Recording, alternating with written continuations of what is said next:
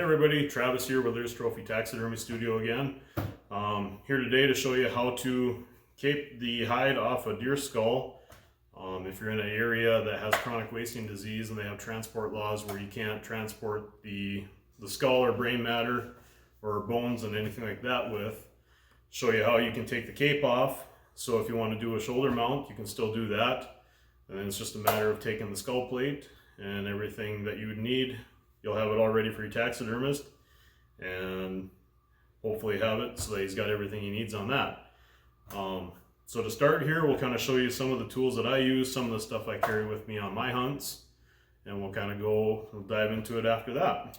All right, so just want to kind of get into some of the tools that I use here in the studio, and then also what I take along with me whenever I'm out on my hunts. So I just bought, it's actually a pedicure kit off of Amazon. Has pretty much everything you need in there. So it comes with a scalpel handle and some blades. It's got a tweezers, a cutter, a plier. It's got some picks, another tweezer, and then it's also got whatever that thing is, which you can use for working the brain up and getting that out of the skull cavity if you want to do a European mount or something like that. Just to kind of go into what I typically will carry, just a locking pliers comes in handy when you're doing the European mounts to get that membrane out of the skull cavity.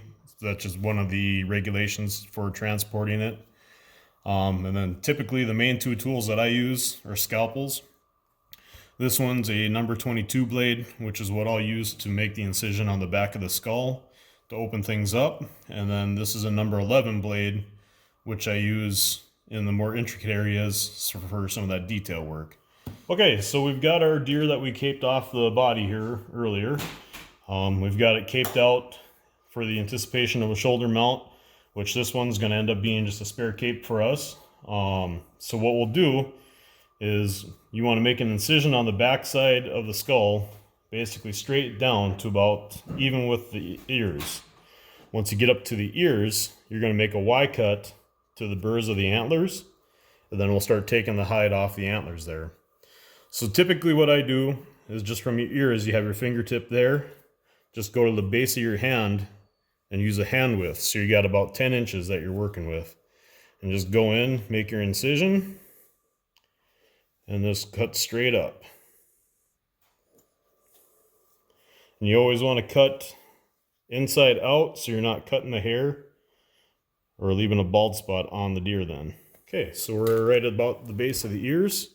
So we're going to go ahead and start making our Y cut over to one of the burrs of the antlers. So you just keep going until you get to the base of that burr. And you'll actually feel it on your scalpel end. You'll just kind of stop and then just kind of work your way up. Get it underneath there.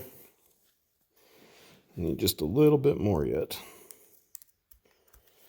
So then we've got that burr exposed. So now we want to do that on the same thing on this side. Just come back to where your straight cut ended. Come in and start your Y cut. Okay, so we're at the base of that burr. So we'll clear some of this off, just cutting that membrane. And then I'll switch to my number 11 scalpel and start working my way around the antler base.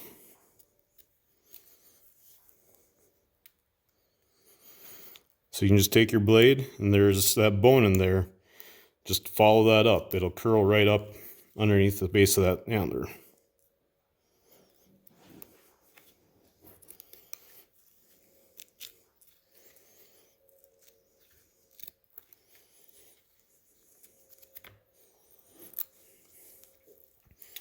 Okay, we'll come over and do this side. Okay, so now we'll come around on the back side and just basically do the same thing.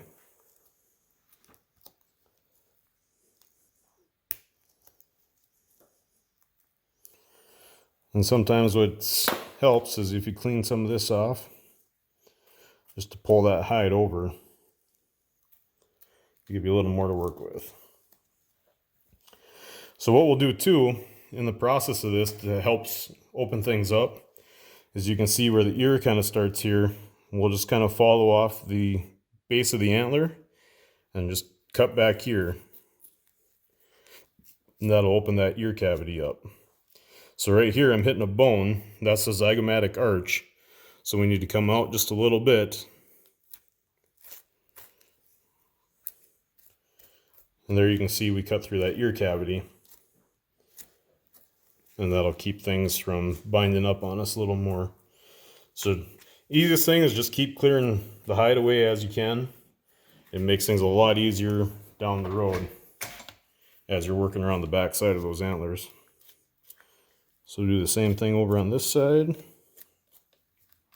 Again, it's one of those things that if you're afraid you're taking or leaving too much skin on or too much meat or anything like that on the skin, it's always better to have too much than not enough. So now we can get to this real easy and just go in, run our scalpel up, and just keep following that bone, peeling that hide off. Okay, so we got both those sides free.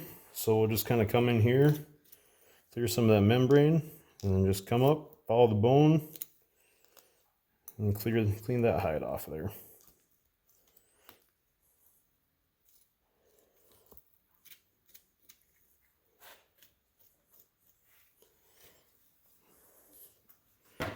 Do the same thing over here.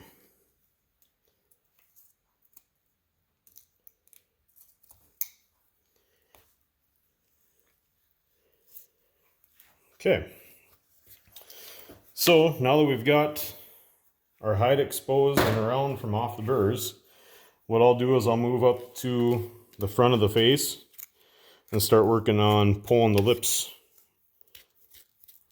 freeing them off the bone.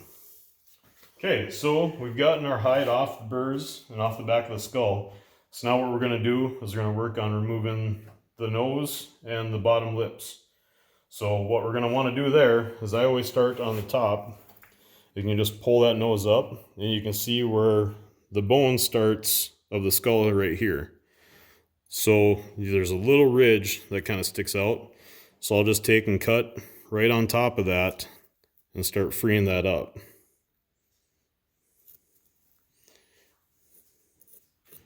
So there you can see it starting to peel up.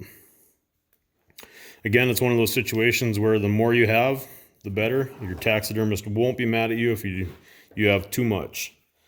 So what I do then is I just kind of pull that bottom lip down and the top one up and just take my scalpel in and just kind of follow along the tongue and the lips there. Just make an incision up. And then you can start peeling that up.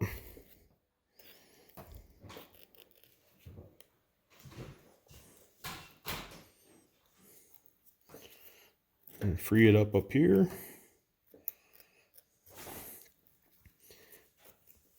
And do the same thing on the other side. Now we've got a cartilage up here that kind of separates the two nasal passages.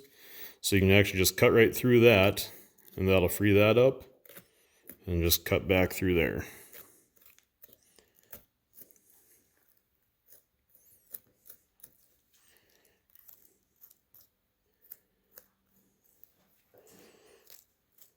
Okay, so we've got that, the top lips opened up. Now we'll just work on the bottom. So we'll do the same thing. So right below the incisors, we're just going to take and make an incision right below them.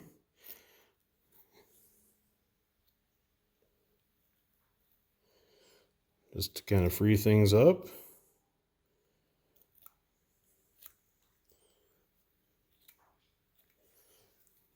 And we'll come over on the side. Just basically find that back jaw and find those teeth and just cut right below those teeth.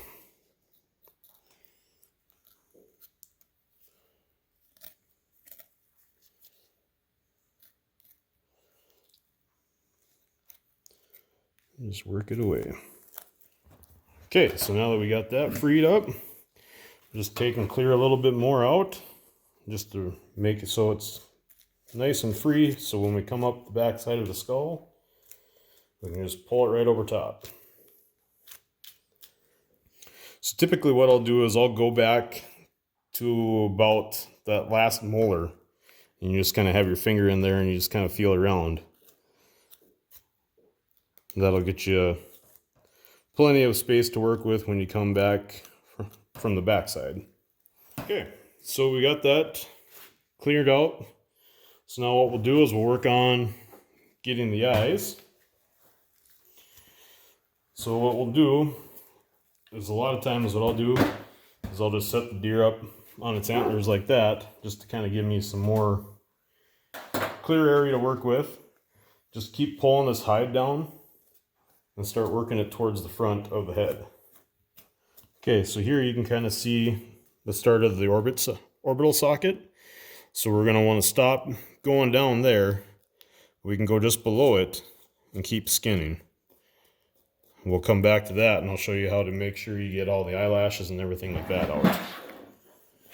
And now we'll switch over to our number 11 scalpel again. And what we'll do is we'll find the back of that orbital socket like we did and just start working our way around that. So free it up as much as you can until you get to a point where you start seeing it clearing off there. What I do then is I take and run my finger into the eye and then just start pulling as I'm pulling up with that hide at the same time.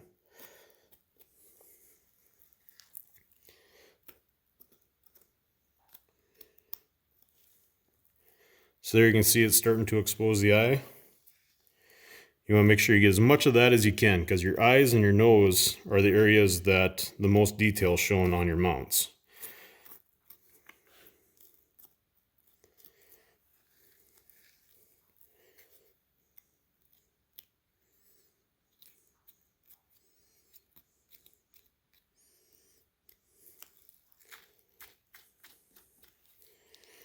You kind of come around here. Use that for some leverage to pull up. Now you want to be careful not to cut too far up here because we've got a sinus passage that we also need to get some of the skin out of.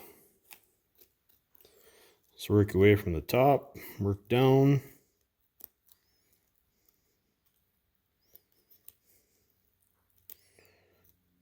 That should start freeing up.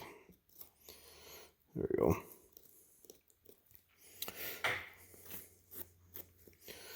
Okay, so next what we want to do is you can kind of see here there's an indentation there right in front of the eye. It's directly in front of the orbital socket.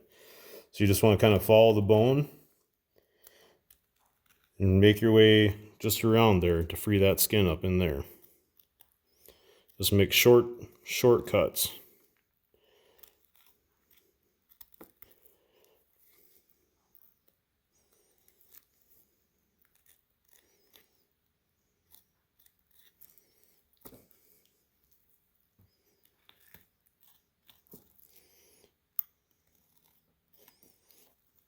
So there we got that sinus cavity free.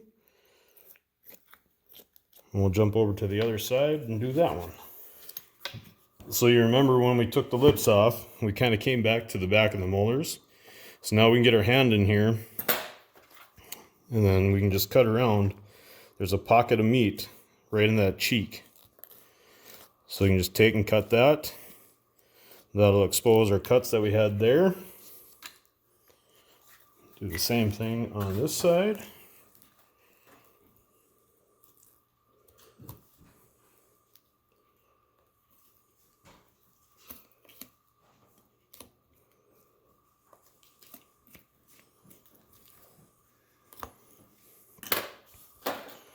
Just need to clear a little bit more off the front.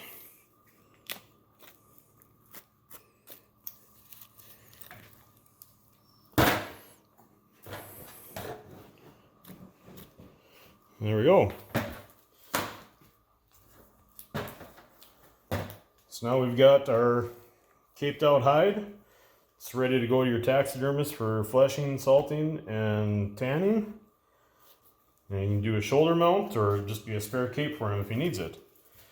So another thing I like to do before I get real wild is just take and look the hide over and you get back here.